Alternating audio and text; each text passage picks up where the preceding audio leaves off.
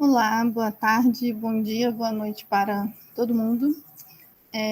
Prazer estar aqui nesse evento, né, tão legal que a gente sempre participa, ao convite do Elidiomar, né, para falar um pouquinho sobre biologia cultural, mas trazer também um olhar sobre geologia cultural, paleontologia cultural, e outras possibilidades, né, outras formas, analisar algumas outras definições, propor algumas ampliações das definições já existentes também. Vou fazer uma breve apresentação assim de como que a gente começou esse projeto que acabou resultando num artigo, que é o artigo que foi puxado pelo João Marcos, e aí ele vai trazer uma apresentação sobre alguns dos principais tópicos que a gente abordou nesse artigo. E aí, contando, né, um pouquinho da história para vocês, esses trabalhos, esses vários trabalhos que abordam várias questões e análises que envolvem essa parte da cultura, das artes, começaram na Unirio, assim como quando eu voltei, né, para a Unirio quando docente. Meu nome é Luísa Ponciano, né? Eu fiz a graduação na Unirio, na biologia, depois eu fui, no final da biologia, eu entrei para a parte da paleontologia, e aí fui fazer um mestrado, doutorado em geologia na UFRJ, e aí volto como docente para a Unirio. E aí uma das questões, né, dentro da paleontologia e da geologia é a questão da importância de trabalhar a divulgação científica, porque essas áreas, né, a geologia de um modo geral, costuma ser uma área que tem muito pouco contato com as pessoas, né? É pouco trabalhada, geralmente nas escolas, nos museus, em vários outros espaços. E aí, quando eu volto para a Unirio, em 2013, como professora, eu começo a fazer alguns movimentos, né, alguns projetos, e aí em 2015 nasce o GeoTales, que é esse grande projeto, na realidade hoje em dia é uma grande equipe, que envolve tanto várias pessoas, né, discentes quanto docentes da graduação, da pós-graduação da Unirio, principalmente do mestrado que a gente tem agora em ecoturismo e conservação.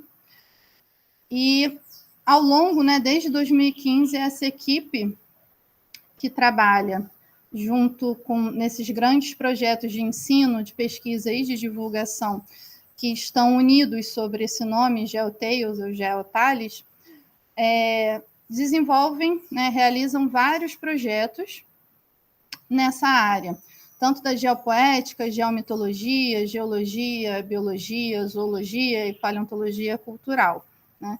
E aí a gente vai apresentar um desses projetos, justamente, que é um artigo que acabou de ser publicado.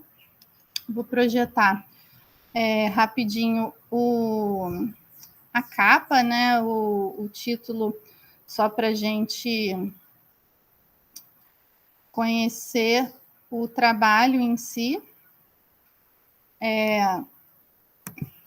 Ele foi publicado, né, o João vai entrar mais em detalhes, mas só para vocês saberem, foi publicado nessa revista. Infelizmente a revista é fechada, mas se alguém tiver interesse é só enviar um e-mail para a gente, né, entrar em contato. Tem o e-mail do João e tem o meu e-mail também. Fiquem à vontade para entrar em contato. E aí, como vocês veem, a proposta desse artigo e, consequentemente, dessa palestra que a gente está baseando nele, é apresentar várias propostas de ampliação, de definição desses termos, né, desses conceitos aqui sendo propostos, de geologia cultural, uma ampliação, né, do que já tinha de biologia cultural, taxonomia cultural também, e patrimônio geológico intangível. A gente, pelo tempo da palestra, a gente não vai conseguir abordar todos eles, a gente fez uma seleção, né, dos que a gente considera mais amplos, mas quem tiver interesse, aqui no texto a gente tem essas outras informações, e a proposta é justamente como que a gente pode se apropriar, né, utilizar esses materiais, esses termos, para pensar novas formas de geoconservação ou de conservação do patrimônio geológico, ou de uma forma, inclusive, mais ampla, pensar a conservação da natureza de um modo geral. Então, a palestra em si, a gente vai focar nos termos mais amplos, que o João vai chegar agora para apresentar. Quem tiver interesse, além dos nossos e-mails, né, para poder solicitar tanto esse artigo como outros que serviram de base para a elaboração desse artigo agora, né, que estão sendo utilizados como referências, muitas vezes é capítulo de livro, são materiais que não são tão acessíveis, principalmente não são acessíveis gratuitamente na internet, a gente pode disponibilizar. E também tem o Instagram, tanto do Geoteios, quanto o Instagram do PPGEC Unirio, do mestrado, que a gente pode disponibilizar vários desses materiais que a gente utilizou para embasar a criação dessa palestra e desse artigo. Então, agora eu vou convidar o João para chegar junto com a gente, né, e trazer uma apresentação falando sobre essas propostas. E daqui a pouquinho eu volto no final para a gente fazer um fechamento. Bom, o que acontece é que as medidas de conservação da natureza são quase exclusivamente focadas na biodiversidade, com os elementos abióticos quase sempre recebendo muito menor relevância nessas estratégias ou simplesmente sendo desconsiderados. Sendo que na maior parte das vezes a geodiversidade ela só é protegida nessas medidas quando elas ocorrem em uma mesma área onde existe um foco muito grande na preservação da fauna e da flora, sendo, portanto, um subproduto dessas medidas de conservação voltados para os elementos bióticos da natureza. Inclusive, artigos que chamam por uma conservação mais inclusiva, eles não citam ou citam muito pouco a geodiversidade. Esse fator se torna ainda mais agravante quando a gente para pensar em um artigo muito influente que se propõe a responder o que é a ciência da conservação. E quando você olha, ele cita várias sub-áreas da ciência da conservação, que vão desde biologia da conservação, ciência do clima, saúde pública, política pública, ética, desenvolvimento sustentável, filantropia, sociologia, psicologia, comunicações, antropologia, agricultura e economia. Porém, como dá para perceber, em nenhuma dessas categorias está contida a geoconservação, que trata justamente da conservação dos elementos da geodiversidade, os elementos geológicos da natureza. Se a gente for mais a fundo e pegar o trabalho de uma equipe que foi encabeçada por Bruce Macy, ele em seu texto diz: culturas tradicionais eram ou são largamente holísticas. Esses grupos não segregam normalmente seu universo natural, sua sociedade ou seus sistemas de conhecimento em componentes separados e independentes. É um sistema em que tudo está interconectado em um ou outro grau. Religião, mito, economia, subsistência, governança, parentesco e os eventos e processos do mundo natural estão todos ligados em camadas entrelaçadas e intrincadas. Portanto, esses eventos e processos no mundo natural moldam e influenciam outros aspectos da sociedade. Isso contrasta com a sociedade ocidental moderna, em que sofremos para dividir nosso mundo em uma gama de pequenos nichos separados. Religião é separada da ciência e tende a estar separada de sistemas de governo.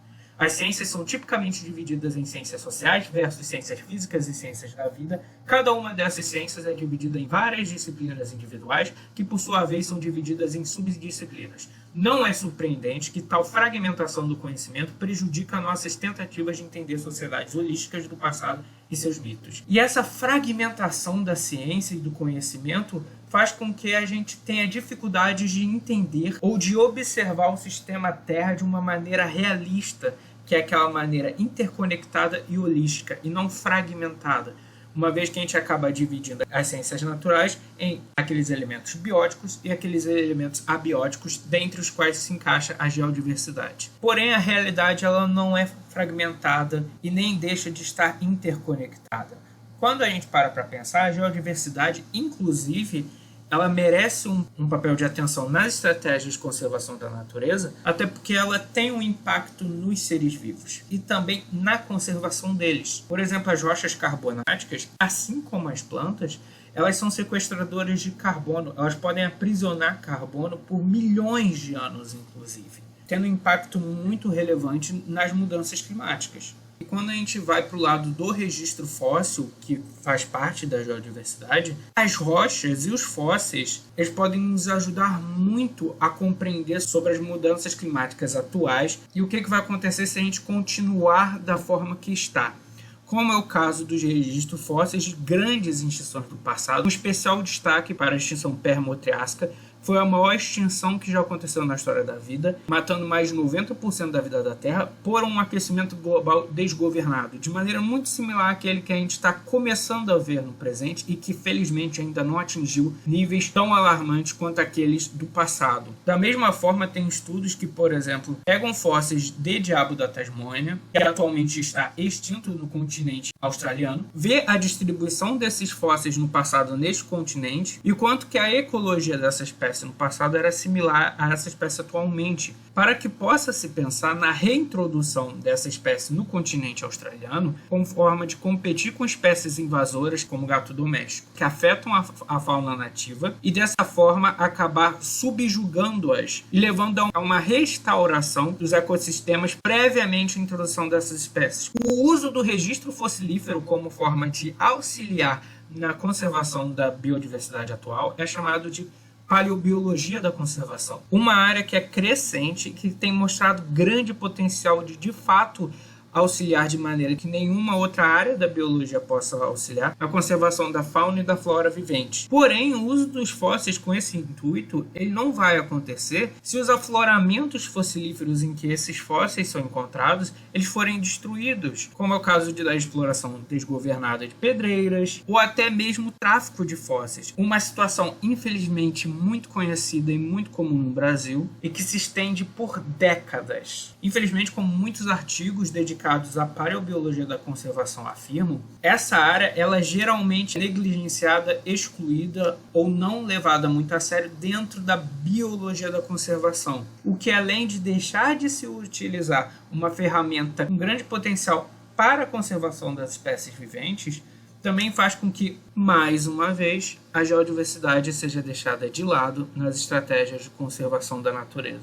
É bem verdade que existem sim propostas na literatura de uma conservação holística e integrada da natureza, que leva em consideração tanto os ativos biológicos quanto os ativos geológicos, porém essas estratégias vieram quase que invariavelmente de geocientistas, demonstrando mais uma vez o lugar marginalizado da geoconservação dentre as diversas áreas da ciência da conservação. Mas enfim, como melhorar, né? Já que a gente falou aqui sobre como os elementos geológicos eles são deixados de lado e a biodiversidade ela acaba sendo muito favorecida nessas estratégias, embora a biodiversidade ainda precise da geodiversidade e essa última pode auxiliar em muito na proteção da primeira. Bom, uma forma de se fazer isso é entender como que a geodiversidade está contida no imaginário popular, na cultura popular, para se entender quais pontos devem ser focalizados e quais as maneiras mais eficientes de se atingir os melhores resultados não só na conservação da geodiversidade, como da natureza como um todo. E aí que entram os conceitos de geologia cultural e biologia cultural.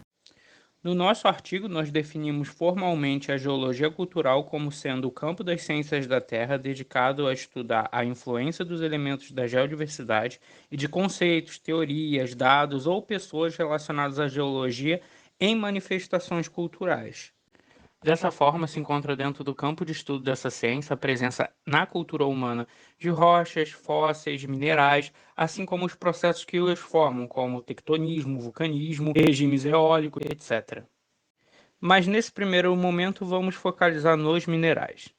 Bom, os elementos da geodiversidade, os minerais incluso, estão presentes em uma miríade de manifestações culturais, que incluem videogames, cristaloterapia, que é importante ressaltar, não existe evidência científica de que funcione, e a prática de dar nome de minerais a pessoas, como é o caso da personagem Ruby, de Sex Education, cujo nome faz referência ao rubi, que é uma variedade do mineral corindon, e a personagem Ametista, do desenho Steven Universo, que faz referência à ametista, que é uma variedade do mineral quartzo. E quando se analisa a presença dos minerais nessas manifestações culturais, se torna claro que geralmente esses minerais eles têm uma simbologia de poder ou sucesso. Então os personagens eles precisam ter acesso a esses minerais para cumprir um determinado objetivo, que vai desde, por exemplo, conseguir completar uma fase ou desbloquear novos níveis num jogo, como é o caso de Harry Potter, né? Conseguir atingir a vida eterna ou conseguir se comunicar com seus entes queridos que já morreram. Como outras formas de sucesso associadas aos minerais, podemos citar ter uma saúde plena, possuir um filho que vai ser bem-sucedido na vida, conseguir ter algum tipo de poder sobre o mundo, conseguir tornar o seu Pikachu ou qualquer outro Pokémon mais forte por meio daquilo que a franquia chama de evolução, mas que é importante ressaltar não tem nada a ver com o que de fato é evolução biológica. E também como um exemplo de poder, força, durabilidade, os minerais muitas vezes são usados como forma de aprisionar pessoas, como é o caso da genamita, que é um mineral fictício do desenho Avatar Land of Aang. Nesse caso específico da genamita, também é importante ressaltar que ela apresenta uma característica dos minerais que talvez poucas pessoas conheçam, que é que os minerais eles podem crescer, sendo que na vida real eles crescem devido à disponibilidade de espaço. Se um mineral tem espaço, ele pode crescer. No caso da genamita, ela cresce periodicamente em intervalos de tempo. Ao se analisar essa situação, parece ser claro que essa percepção dos minerais como símbolos de poder e sucesso está atrelada às práticas de mineração do passado. Isso porque, devido a várias características dos minerais, incluindo durabilidade e beleza, eles foram muito explorados e comercializados. Quando a gente para pensar em um mundo desigual, a percepção de sucesso financeiro atrelado à obtenção desses minerais pode facilmente ser extrapolada para outras visões associadas a esses elementos, que podem incluir uma percepção de poder e de sucesso em outras áreas da vida, incluindo a felicidade. Inclusive, minerais como a obsidiana estão entre as mercadorias mais antigas a serem comercializadas pelas Américas. Os nativos americanos da Califórnia, por exemplo, comercializam a obsidiana por milênios, o que explicaria em muito a presença bem forte dela na religiosidade desses povos e na mitologia desses povos, o que mais uma vez reforça a influência da mineração para essa simbologia dos minerais relacionada a sucesso e poder. Certamente outras explicações, como a puramente divina, também existem para essa associação. Por exemplo, muitos povos do passado viam rochas espaciais caindo dos céus e achavam que era um presente divino. Da mesma forma, viam minerais se formando a partir do magma, que era observado saindo do interior da Terra e, portanto, também seria um presente divino. Então, esses elementos, na cabeça deles, representariam o poder dos seus deuses, e eles usavam esses minerais e rochas também na medicina tradicional deles. Outra simbologia, como a puramente estética, também pode estar associada aos minerais, sem que haja uma simbologia de poder e sucesso também. Como é o caso do desenho Star contra as Forças do Mal, cujas varinhas mágicas apresentam minerais como safira e ônix apenas para embelezar esses instrumentos. Quando olhamos de maneira mais geral, notamos que dois tipos de minerais são os mais representados no campo audiovisual. Os diamantes, o que faz sentido, pois devido à sua beleza, raridade e durabilidade, eles são muito caros, então alguém que possui muitos deles poderia ser facilmente atrelado à imagem de poder e de sucesso, ao menos financeiro. E o quartzo, o que também faz muito sentido, pois além de ser muito bonito, ele também é o mineral mais comum na superfície terrestre, fazendo com que ele seja muito mais acessível financeiramente às pessoas. Um trabalho interessante de geologia cultural seria ver se, justamente por esse fato dele ser muito mais acessível, ele tenderia a aparecer com muito mais frequência do que o diamante, por exemplo, com uma simbologia mais atrelada ao lado estético do que de poder. Agora, indo para o lado biológico da força, temos a biologia cultural.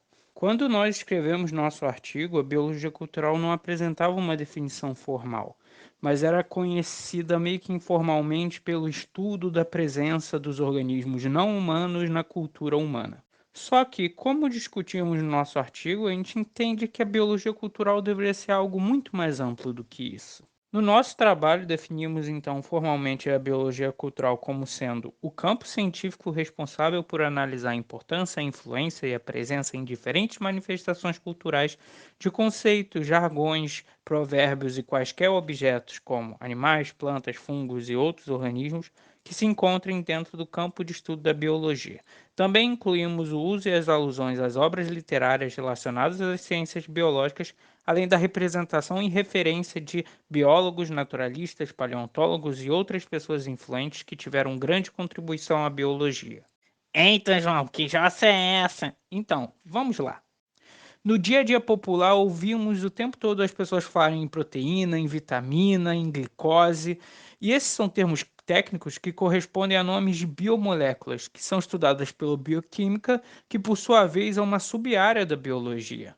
Nesse caso, estamos falando da presença de jargões técnicos da biologia no dia a dia popular, na cultura humana, e não na presença de organismos não humanos. E a gente entende no nosso artigo que o estudo da propagação dessas terminologias na nossa cultura também deve ser sim compreendido como biologia cultural. Da mesma forma, quando Stephen King fala no livro Carrie a Estranha que a telecinese seria uma característica dominante para mulheres, e quando o personagem Ian Malcolm fala para o vilão de Jurassic Park 2 que o talento ele pula uma geração, estamos presenciando exemplos, mesmo que errôneos, da presença na cultura de conceitos biológicos, que no caso seria genética e hereditariedade. Essa imagem está completamente disseminada na nossa cultura, existem zilhões de sátiras sobre ela, e ela ainda por cima apresenta um conceito bastante equivocado de evolução como sendo 100% linear. Porém, ela também corresponde à presença em manifestações culturais de conceitos biológicos, como evolução e como a anagênese, que é o processo evolutivo em que ocorre de fato uma evolução linear antes de preceder a cladogênese, que é o momento em que uma linhagem ancestral se divide em duas ou mais, e aí que deixa de ser linear a evolução. Também no nosso dia a dia vemos muitas pessoas falarem ou se referirem à seleção natural, mesmo que de maneira equivocada, assim como é muito comum ouvirmos a frase a sobrevivência do mais apto, que por sinal é uma frase bastante problemática e equivocada em relação ao conceito de seleção natural, além das variantes dessa frase, né, como seleção do mais forte, seleção do mais rápido, etc. Isso mais uma vez demonstra a presença de conceitos biológicos e de frases históricas relacionadas a esses conceitos em diferentes manifestações culturais. A breve citação de Charles Darwin na clássica animação da Disney Tarzan e a presença de Stephen Jay Gould em um episódio dos Simpsons constituem a presença de figuras ilustres para a biologia no imaginário popular e também deveriam ser considerados exemplos de objetos de estudo da biologia cultural. Portanto, como acabamos de demonstrar a partir de diversos exemplos, a biologia cultural deveria ser considerada algo muito mais amplo do que meramente o estudo da presença de organismos não humanos na cultura. Temos também o que podemos chamar de paleontologia cultural, que era uma área da ciência que já existia e já estava definida antes do nosso artigo, que basicamente poderia ser compreendida como o estudo da presença de elementos paleontológicos na cultura humana. A paleontologia ela nada mais é do que o estudo da vida e dos ecossistemas do passado a partir dos fósseis. Uma vez que os fósseis eles são tanto elementos da geodiversidade quanto evidências de formas de vida do passado, é na paleontologia cultural que temos a primeira interseção entre as áreas da biologia cultural e da geologia cultural, sendo, portanto, um primeiro passo em direção a uma conservação holística da natureza. Embora a paleontologia possa estar inserida na nossa cultura a partir da culinária, como é o caso de nuggets de dinossauro, por exemplo, a presença da paleontologia em manifestações culturais se dá geralmente por meio de meios audiovisuais. E a análise de como essa ciência se faz presente nessas manifestações tem um grande potencial didático. Por exemplo, quando vemos essa imagem do filme Dinossauro da Disney, olhamos do lado esquerdo um carnotauro, que é da América do Sul, e do outro lado um iguanodon e um estiracossauro, o iguanodon sendo da Inglaterra e o estiracossauro sendo da América do Norte. Essas espécies são separadas por quase 60 milhões de anos de existência. E em filmes é muito comum você ver essa confusão, pegar animais que viveram em continentes diferentes, em épocas diferentes, todos eles para se encontrarem em um só lugar. E apesar dessas falhas, também apresenta um grande potencial didático, porque você pode, a partir disso, explicar para os alunos como se deu a fragmentação dos continentes, como era a geografia da época, que nem todos os dinossauros viveram na mesma época. Esse filme também é bastante didático por outro motivo. Por exemplo, a maior parte das pessoas acham que o meteorito caiu e matou todos os dinossauros de uma vez. Quando o que o filme ele mostra de maneira correta é que, embora o meteorito tenha desencadeado na extinção dos dinossauros, os dinossauros eles não foram extintos todos de uma vez.